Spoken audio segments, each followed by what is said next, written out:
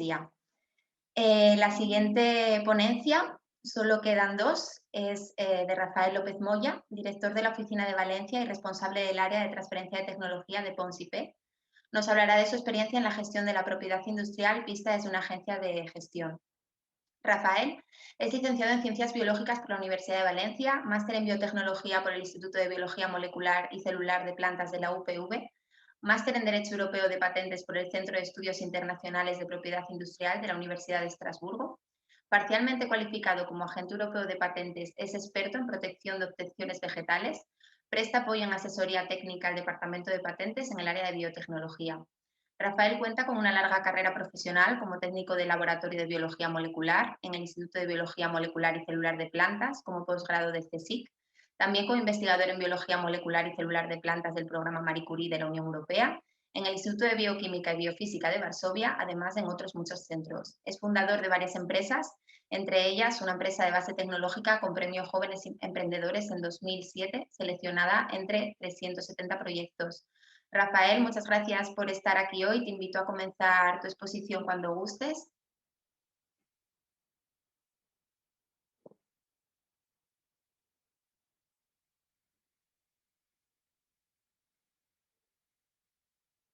Rafael, no sé si a lo mejor puedes tener tu micrófono desactivado.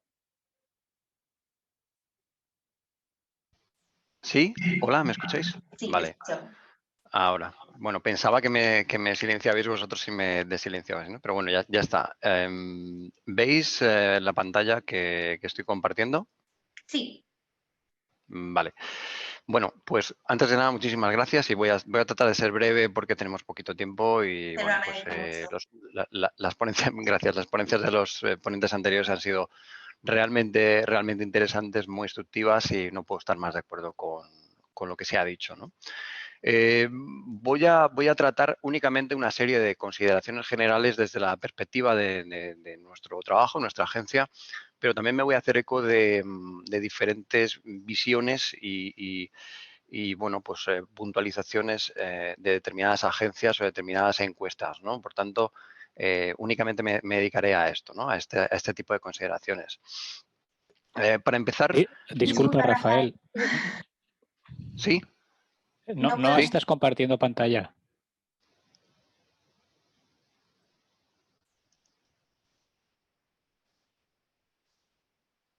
Vale, disculpad, un momentito.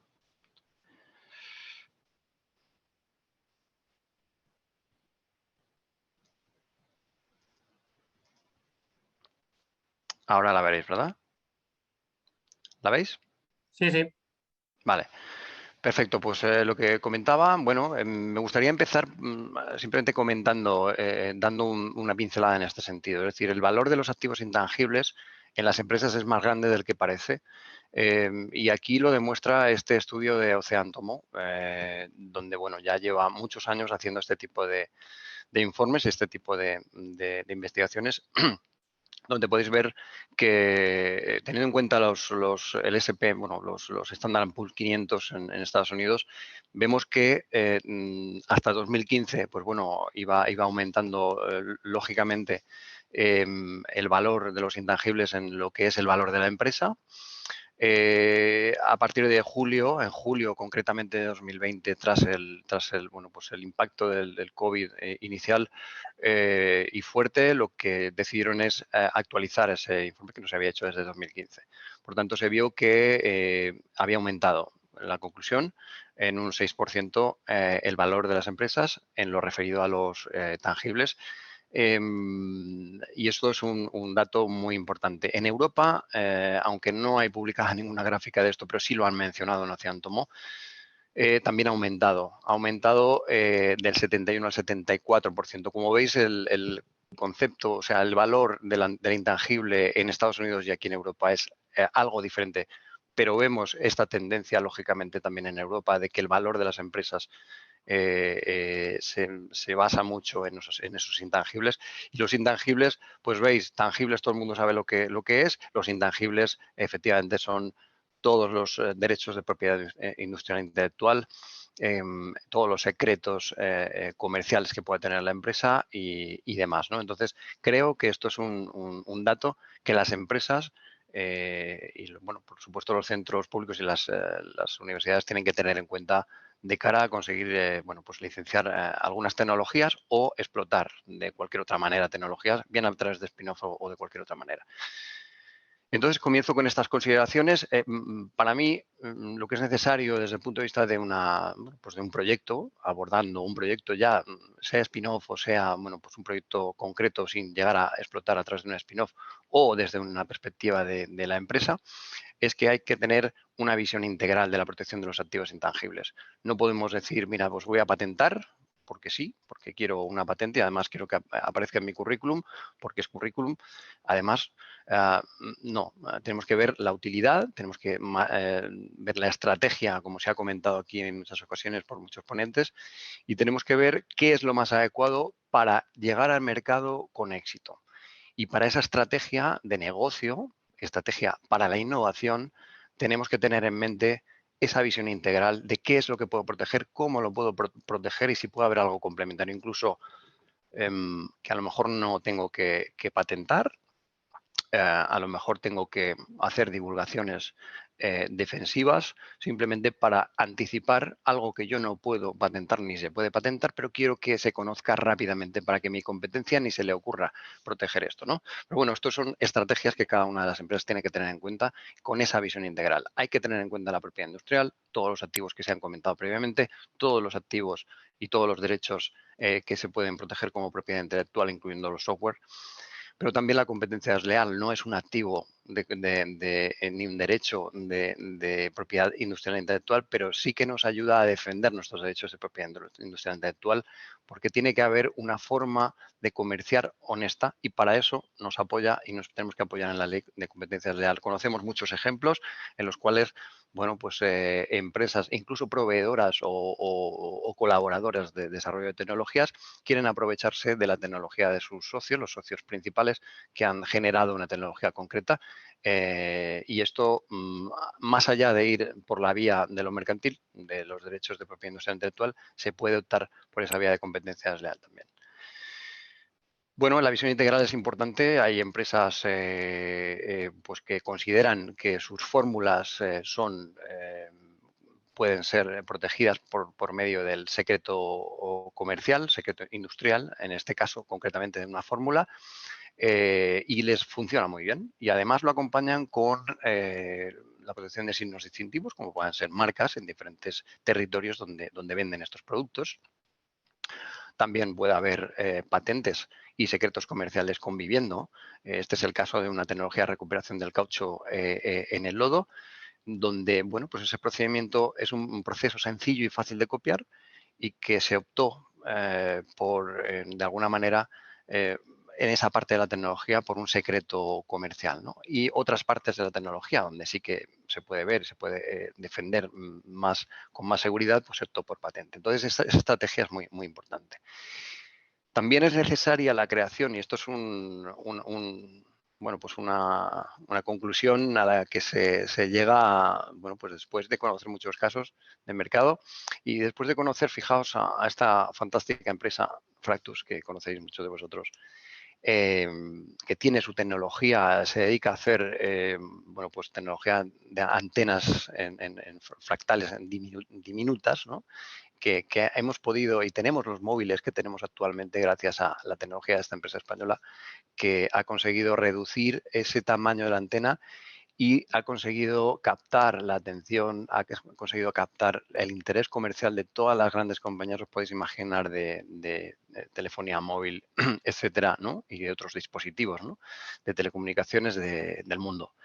Entonces, a ellos, y siempre, nosotros siempre lo decimos, la tecnología y una empresa, una spin-off, no es una patente o no es una familia de patentes. Se comienza por una familia de patentes, pero tu concepto y el desarrollo y la estrategia de negocio tiene que basarse en más allá de una familia. O sea, tú tienes que tratar de cubrir todo lo posible, hasta donde el dinero te permita, hasta donde te permita, y para eso están los inversores y para eso tenemos que tratar de convencer con nuestra tecnología, nuestra solución tecnológica de mercado real.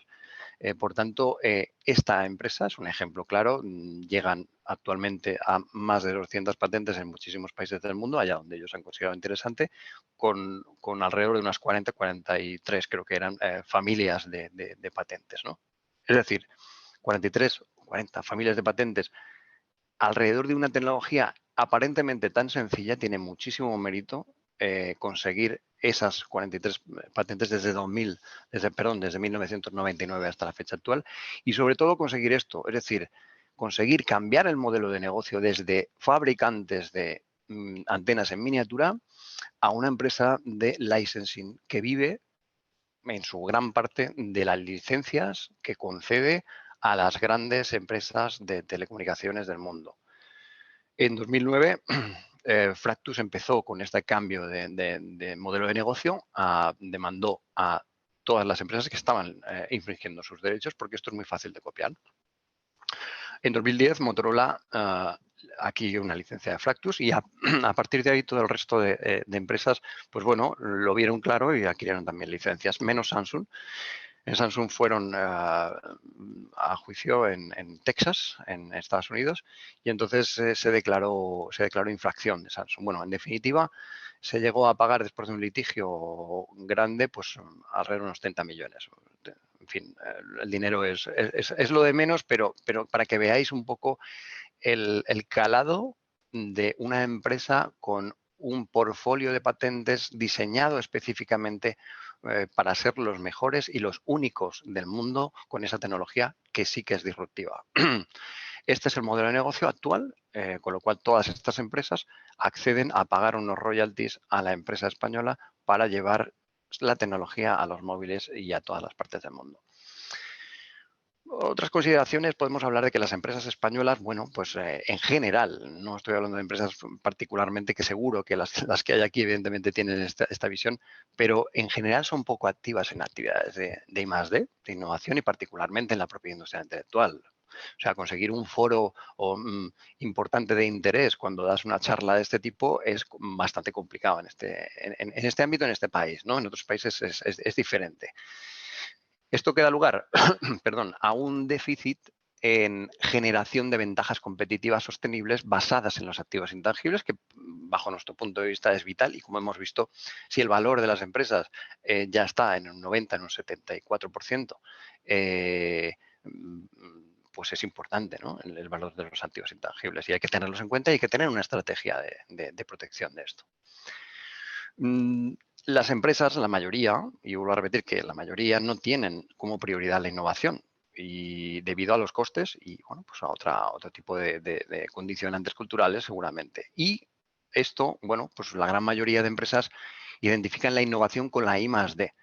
No se puede, la innovación no es I+D, la I+D es una etapa previa y la innovación es una etapa muy ya en el mercado. Fijaos, TRL 8 y 9, ¿no?, estamos hablando.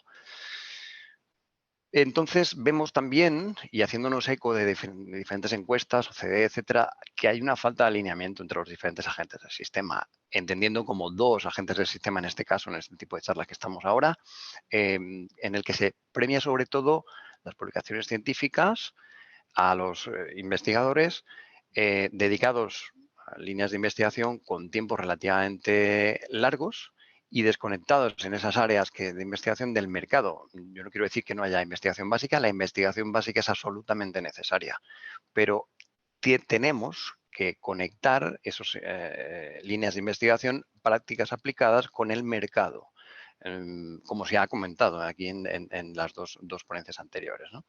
Entonces, las empresas, por otro lado, están interesadas en desarrollo de soluciones comercializables, pero a corto.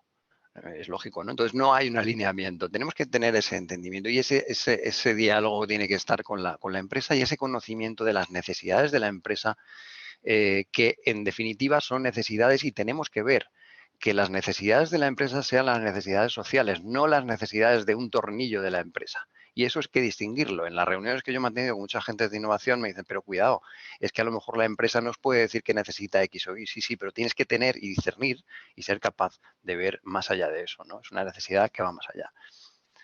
Entonces, hay falta de una regulación, además de esto, específica sobre la asignación de titularidades en el sector público. Y aquí, bueno, pues lo digo porque no es posible la venta de activos por tener carácter público. En otros países, bueno, no es una crítica, es una forma de llevar a cabo estas transferencias, pues bueno, sí que es posible, veremos alguna gráfica en alguno de los informes rápidamente. Hay una falta de regulación de los ingresos o una falta de regulación o una falta de profundidad en la regulación de los ingresos de la explotación de los derechos de propiedad industrial e intelectual para los investigadores, para los promotores de empresas spin-off que proceden del sector público. Esto crea incertidumbres y desincentiva la colaboración con el sector empresarial en muchas ocasiones, y así se me ha trasladado y se nos ha trasladado muchas veces desde el mundo de la empresa, ¿no? Cuando habla sobre todo con empresas de fuera de España. Consideraciones en cuanto a la valorización. Hay que tener en cuenta que el activo, una vez surge ese resultado de investigación, tiene que valorizarse, tiene que ganar valor a lo largo de un tiempo. Y para este proceso de valorización, que no es continuo, sino que es discontinuo y puede fracasar, este es el ejemplo, bueno, pues de que en el caso de que todo vaya bien, pues lo que tenemos que considerar bajo nuestro punto de vista son una serie de aspectos como son los recursos. Como ha dicho José María perfectamente, cuidado, los recursos humanos, los promotores, esa es la principal causa, y eso es de fracaso de una empresa. Ahí tienen un trabajo muy complicado los inversores en determinar qué tecnología va a ser mejor o menor o más o menos aceptada por el mercado. Pues bueno, hay muchas herramientas y si la tecnología es buena, pues es buena y es buena. Y si hay necesidad del mercado, pues puede haberla. Luego hay muchos factores además, pero en los recursos humanos ahí no podemos hacer mucho. O sea, es muy complicado decir si va a tener éxito o no va a tener éxito por causa de esos recursos humanos, de esos promotores. Entonces, ahí tenemos tienen más bien un problema los inversores y tienen un problema las empresas. Hay que tener en cuenta esto. Los aspectos técnicos, bueno, validar toda la tecnología a través de los diferentes hitos tecnológicos que vamos marcando para madurar la tecnología a través de los TRLs. Otros aspectos legales, bueno, pues como son los IPRs que hemos hablado, la propia industria intelectual, regulaciones diferentes legales y certificaciones para conseguir la comercialización. Cuestiones de mercado, competencia, si el producto va a ser obsolescente, cuándo lo va a ser, si hay suficiente demanda, si se promueve o se puede promover correctamente, el prestigio, el impacto, los premios, reconocimientos, todo esto es muy importante generarlo, pero no es tampoco poco importante la coordinación de todo esto y la sincronización de todo esto. Es decir, no puedo empezar a desarrollar algo cuando ya tengo una patente en fases nacionales, porque lógicamente se me dispara, o cuando tengo una patente en fase PCT y luego llega un inversor y dice, bueno, y ahora hay que extender, ¿cuánto me cuesta? Bueno, pues ¿dónde quieres ir? Es que no lo sé. Bueno, ahí tiene que haber una sincronización. Todo tiene que estar con el timing y coordinado correctamente. En cuanto a esta valorización y la comercialización de activos, pues hay un par de informes que me gustaría compartir y animo a que pues, se les eche un vistazo. Aquí tenéis las referencias de la EPO, estudios de, bueno, pues son encuestas a empresas pequeñas y medianas europeas en 2019, y en el caso de las universidades y organismos públicos de investigación, yo hablo de OPIs, pero no es la definición de OPI aquí en España, ¿no? Sino es un organismo público que se dedica a investigar. Entonces, ahí tenéis el resultado de esa encuesta que se hizo en 2020, o sea, en esos informes. Yo voy a hacer un extracto de 3-4 slides únicamente que me han llamado la atención para comentar aquí. En primer caso, la primera slide que yo extraigo es la explotación comercial, cómo se hace. Fijaos que en este estudio lo que se está haciendo es dividir por una parte los países del sur y del este de Europa, porque algo parece que hacemos diferente, a los países del norte y oeste de Europa. Y en muchas ocasiones meten a Francia, Alemania y United Kingdom, UK, para comparar datos, ¿no? Y lo que vemos aquí en la explotación comercial es que pues, la mayoría de países pues, se dedican, esto se refiere a patentes, porcentaje de patentes europeas licenciadas, ¿no? Entonces vemos que todos licencian bastante, es la vía de explotación de resultados más común. En UK es muy fuerte, pero nos llama la atención especialmente este dato de que se explota esa tecnología a través de la creación de spin-offs en los países del sur y este de Europa con más porcentaje, bueno, podemos hablar de un 48 aquí, 30, fijaos en Alemania un 31, un 28 en general en la media del norte y oeste de Europa frente a un 48. Entonces, vemos que se utiliza mucho este activo. ¿Es bueno o es malo? Bueno, luego vemos. Para mí no demasiado bueno, pero no quiere decir que no se tengan que crear spin-offs, ¿eh? No se me malentienda. En el sur y este de Europa, lo que vemos en este caso en los motivos para no explotar, que contestan las universidades y OPIs, es que destaca y fundamentalmente destaca y se va de las medias que observamos en lo que es el sur y este de Europa, de nuevo, en el fallo para encontrar un partner adecuado, un socio para explotar, o sea, un interesado en la tecnología, la falta de recursos, bueno, eso puedo entender que haya falta de recursos, esto no lo puedo entender tanto, y la insuficiente, el potencial comercial insuficiente. Y esto ya me deja perplejo, lógicamente, ¿no? O sea, no podemos llegar a un nivel de solicitud de patente europea, bajo mi punto de vista, si no hay un interés comercial previo, como se ha comentado y como ha comentado Hans Dolz, me parece que lo primero es saber qué es lo que necesita el mercado. No quiere decir que yo vaya a hacer exactamente lo que necesita el mercado, sino yo tengo que conocer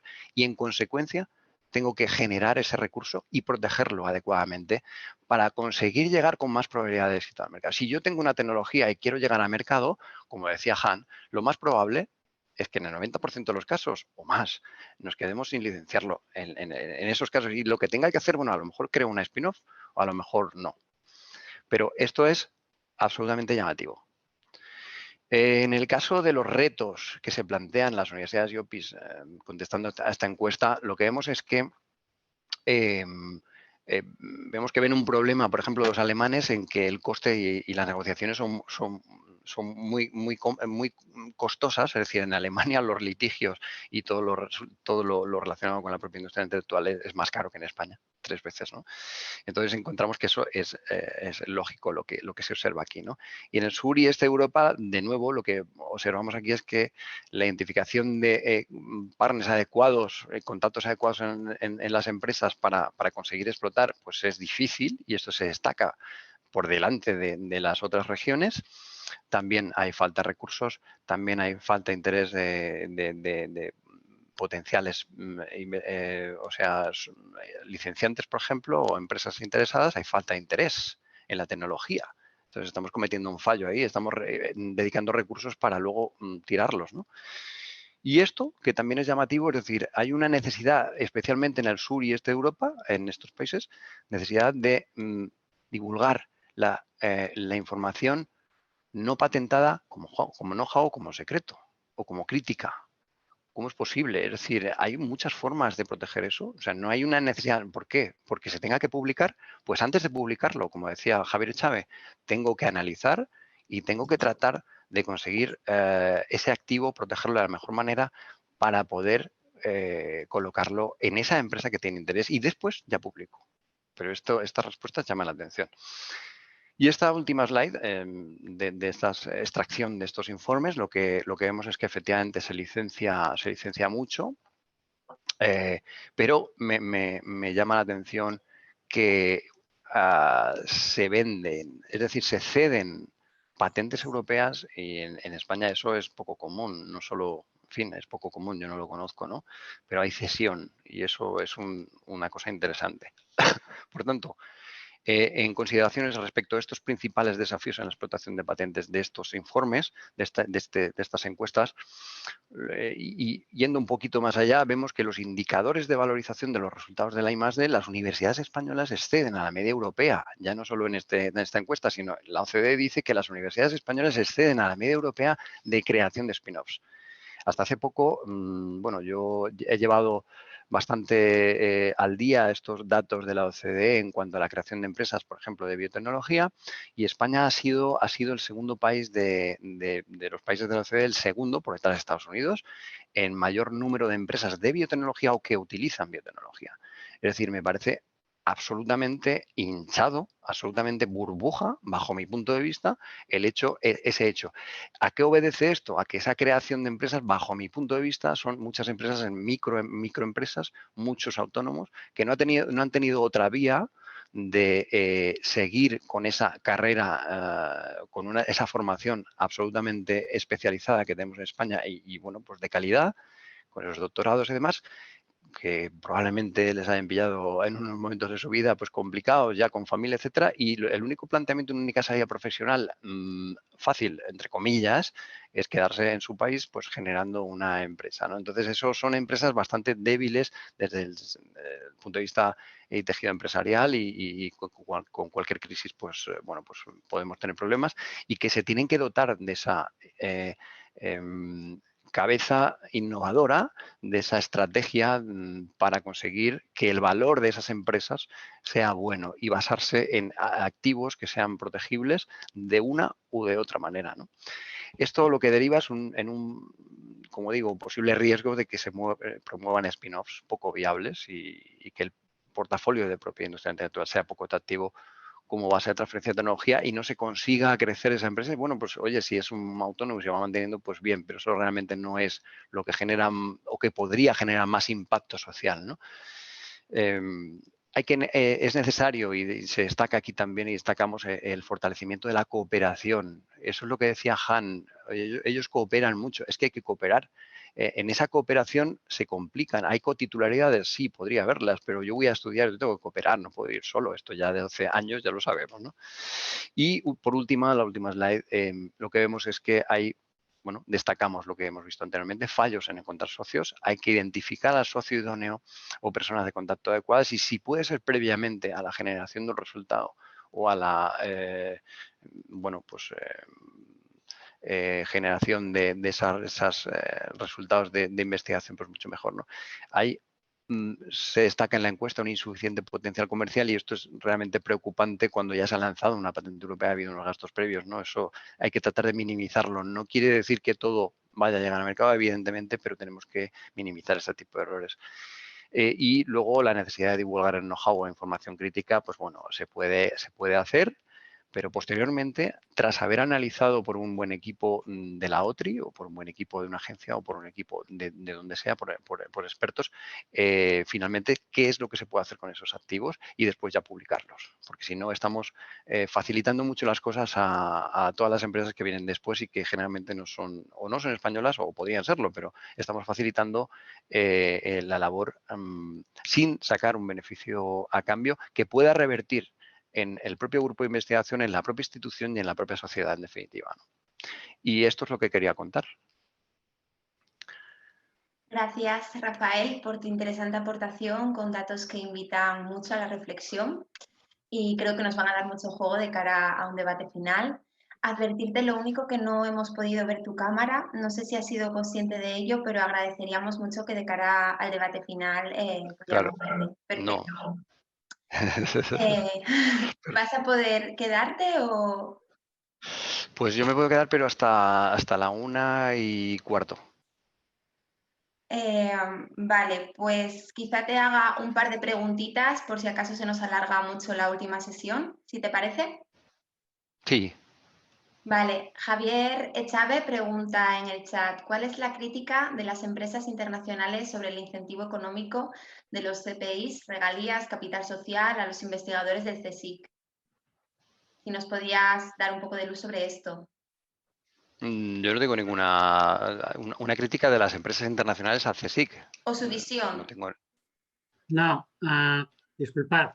Lo que has comentado, como que las empresas internacionales critican un poco la situación de los incentivos económicos que hay en los organismos públicos españoles a los investigadores a la hora de transferir.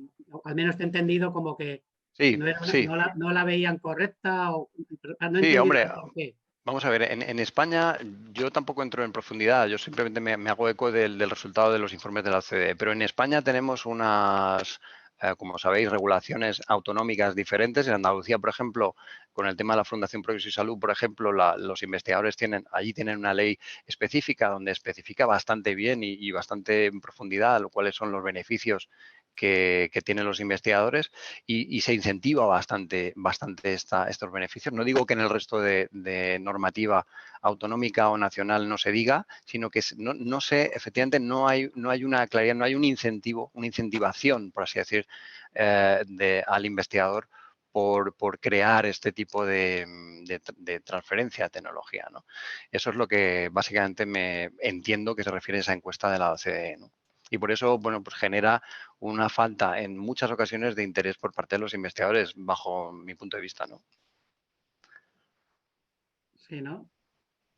Bueno, mientras Rosa vuelve, solo decir que no estoy de acuerdo con lo que dice Rafael, aunque en parte puedo entender que todavía hay hospitales, ciertos OPIs regionales, que les falta una normativa mínima siquiera sobre este tema. Yo creo que en general universidades y centros públicos de investigación tienen distintas opciones económicas y profesionales de incentivo a investigadores. Luego lo podemos discutir aquí. Sí, bueno, es interesante. Yo quería abrir este melón y lo quería abrir por este motivo, porque es una percepción de gente que está viendo, de un grupo de países de la OCDE que nos está viendo a nosotros y está viendo estas dificultades. Entonces nosotros lo que tenemos que ser capaces es de aclarar esas dudas que tienen o que pueden tener empresas internacionales, como dices, para venir aquí a invertir. Eso es lo que tenemos que preguntarnos, es decir, si están en lo cierto o no están en lo cierto, porque aquí el sistema español es muy complejo y puede que sea más complejo que otros países, entonces a lo mejor hay que explicar más para que se entienda mejor, ¿no? ¿Me escucháis ahora? Sí. Ah, vale, genial, muchas gracias. Pues voy a agradecer tu respuesta y recopilar algunas de las preguntas por si en el caso de que no puedas estar disponible en la fase final, te las enviaremos por email, a ver si puedes ser tan amable de contestarnos y se las remitiré a las personas que han preguntado. Y paso a la Perfecto. siguiente exposición, a ver si así pues podemos estar todos a pesar del retraso. Gracias de nuevo, Rafael. A vosotros, muchas gracias.